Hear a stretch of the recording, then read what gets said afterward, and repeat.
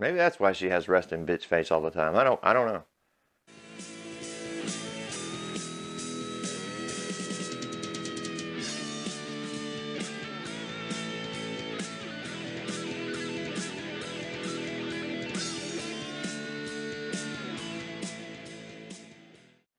Hey everybody, it's Craig here. Reviews for you. Seems like some of the first Captain Marvel reviews are out. I'm going to read you through one that's actually on IndieWire. I'll put the description and the link down below.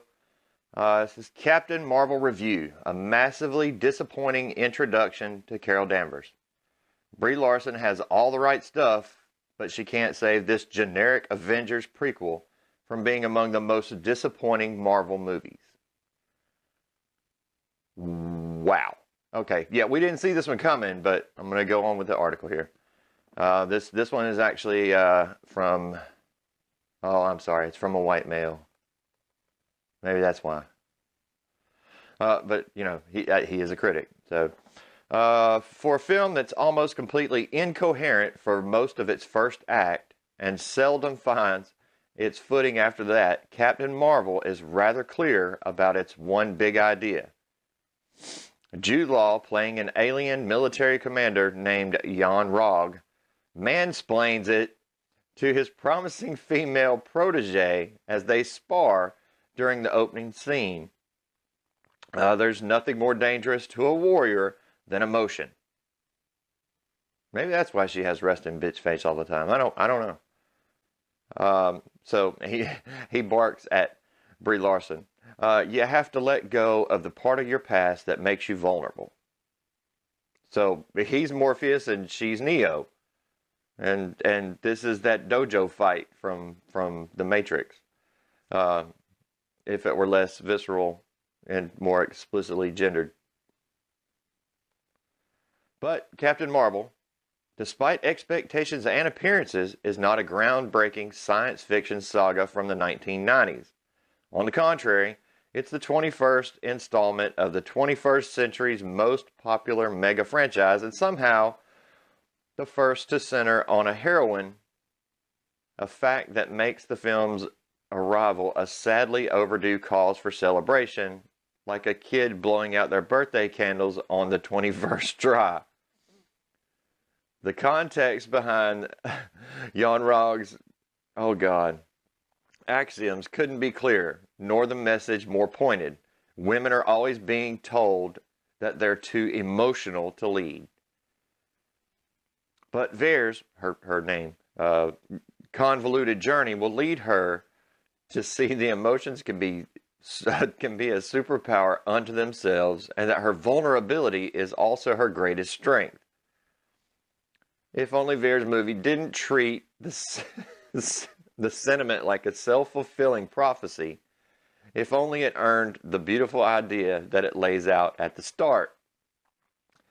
As generic and retrograde as Black Panther was specific and revolutionary, Captain Marvel is a frustrating disappointment at a time when every inclusive blockbuster is fought over as though it could be the decisive battle in our never-ending culture wars. That disappointment is only deepened by the fact that the film was directed by the talented Indy twosome of Anna Boden and Ryan Fleck, whose previous work, Sugar, Half Nelson, Mississippi Grind, being the highlights, is charged with all the verve and humanity that's missing here. If not for some grounded character work towards the end of the story, their contributions to this $152 million behemoth would seem totally anonymous. As much as this movie can be seen as a step in the right direction it's so eager to get to, the promised land that it trips over itself right out of the starting gate. The first and most fatal mistake of the script that Boden and Fleck co-wrote with Geneva Robertson Dwart is that it reduces Carol Danvers, as she's later and better known, to an amnesiac from most of her adventure. In other words, Captain Marvel is far and away the least compelling thing about Captain Marvel.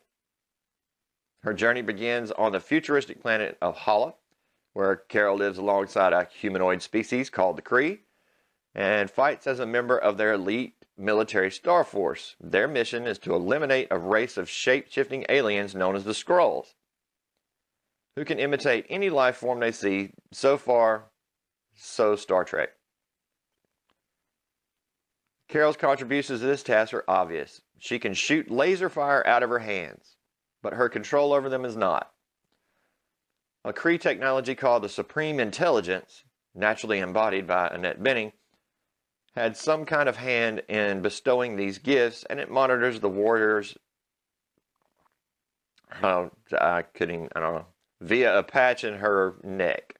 Once upon a time, this movie would this guy right here is like just throwing words together. Axiomatically, have started at some point before its protagonist assumed her powers, but Captain Marvel tries to circumvent the tedium of superhero origin stories by forcing Carol to forget how she even got to Hala, and stretching the truth into the narrative's central mystery.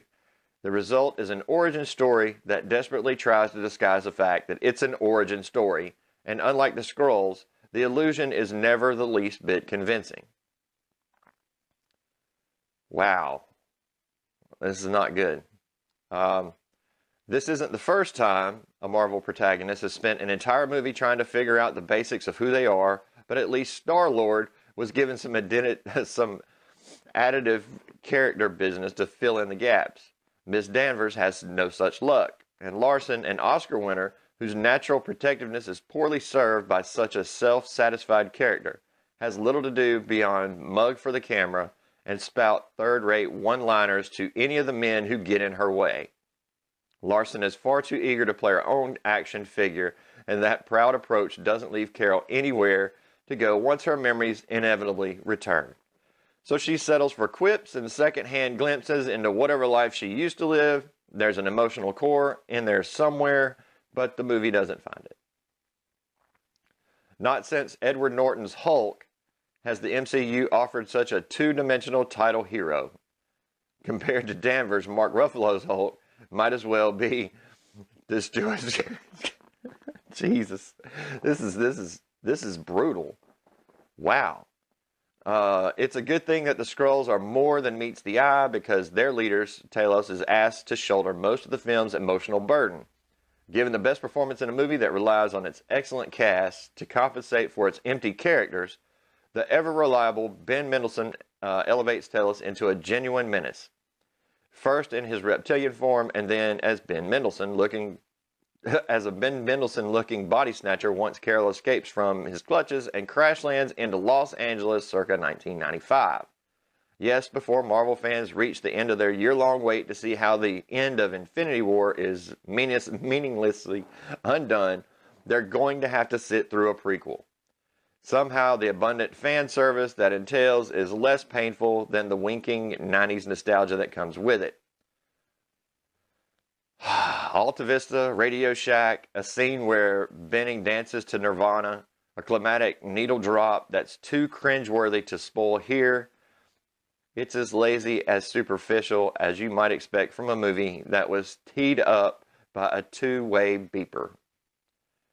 Even if there's something about the killishness of Larson's performance that seems more at home in these 20th century environs, it's there, outside of a blockbuster, that Carol runs into some familiar faces. Future Shield admins Nick Fury and Phil Coulson, whose face has been horrifyingly de-aged to look like it was face-tuned by the lady who botched that fresco of Jesus. And so begins a cross-country race for Carol to make sense of her memories before Talos can use them to figure out where the MacGuffin is hiding. Comic book readers won't be surprised to learn that the road leads to Maria Rambeau, a magnificently well-shaded Lashana Lynch, and some business about the Air Force. Also, Fury falls in love with an adorable cat named Goose. Great. Let's throw Top Gun in there too. Who's not only the film's umpteenth Top Gun reference, but also a more fun and less tiresome riff on the Groot archetype that Guardians of the Galaxy has already driven into the ground. Friends become enemies, enemies become friends, and just about everyone engages in some of the most tedious fight scenes ever slapped together by a second unit. Broden and Fleck nod to True Lies and Speed, but make no apparent effort to recapture the fire and brimstone magic of the practical action sequences that made those films into modern classics.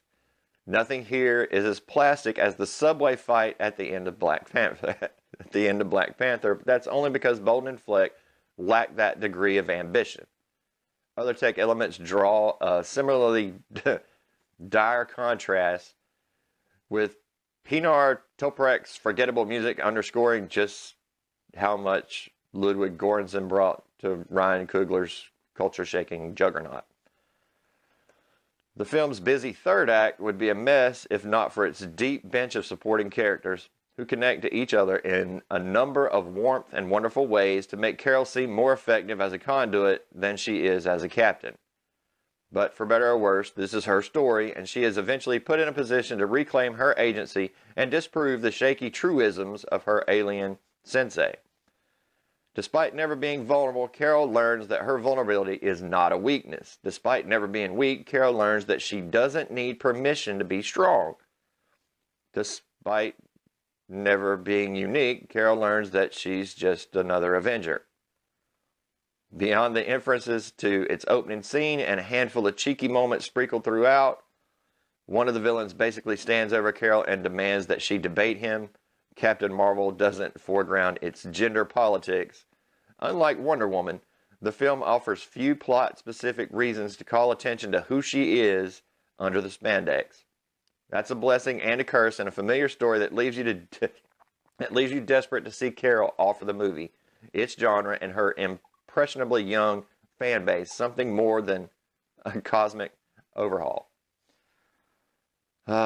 It could have been Alien 3, or Princess Mononoke, or Tank Girl. Hell, it could have been Batman Returns. But only in the most regressive ways does it feel like a blockbuster from the mid-90s. Neither a blast from the past, nor an inspiring glimpse into the future.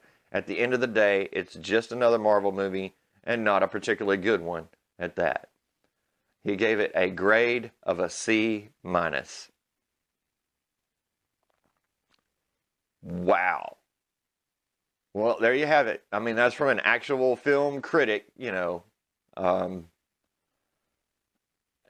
into great detail. Maybe some spoilers in there, may not. Hey, if there's spoilers in there, well, sorry.